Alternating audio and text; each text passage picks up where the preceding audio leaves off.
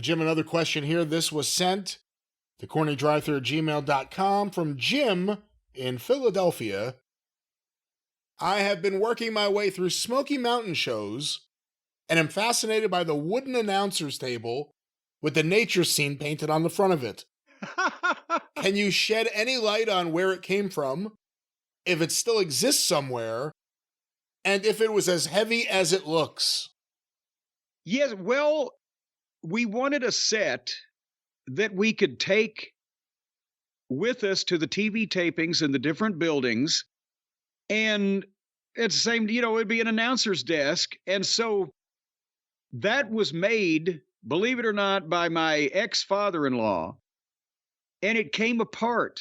The front panel came off the desk, the top came off, the sides came off, and you could put it so we could put it on the ring truck and fold it up. And the painting on the front of it of the Great Smoky Mountains was done by an artist at one of the places down in Gatlinburg. I said, make me, whatever size it was, a painting representative of the Smoky Mountains. And it was the famous scene from Klingman's Dome where you can look out and see parts of 5 or 6 different states. And that became emblematic of Smoky Mountain Wrestling with we don't have the desk, I think, got broke before we even closed up Smoky Mountain. Somebody took one too many bumps into it.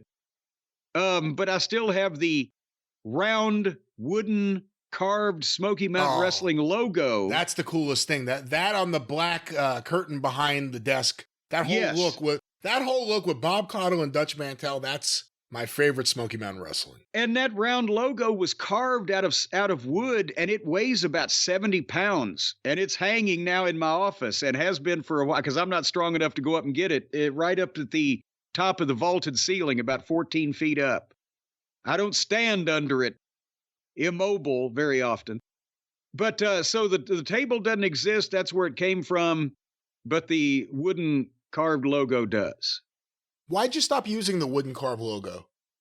Because, well, it's like I don't think you used it at all, like for the Chip Kessler era, right? That's the thing. Toward the end there, after the table got fucking blitzed, also this thing, it weighed 70 pounds. We had to either hang it off of a stand and shoot 70 pounds, really? Holy it's shit. It's fucking 3 feet across and it's carved out of wood. So I said 50 at least. I remember picking it up. But the point is, we'd have to find a stand and stick it through the fucking curtain and a blah, blah, blah. And after a while, we were just all tired. Do you think that's a fair way to look at the last year of Smoky Mountain Wrestling, the Chip Kessler era? Yes, the Chip Kessler era. That may have been the best way to describe it, unfortunately.